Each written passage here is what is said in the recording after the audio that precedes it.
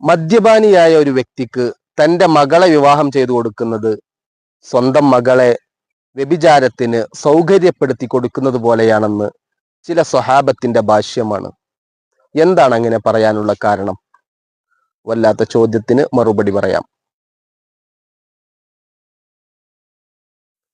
മദ്യപാനിയായ വ്യക്തി പലപ്പോഴും മദ്യത്തിന്റെ ലഹരിയിൽ വിവാഹമോചനം നടത്തിയിട്ടുണ്ടാകും, ത്വലാഖ് ചൊല്ലിയിട്ടുണ്ടാകും.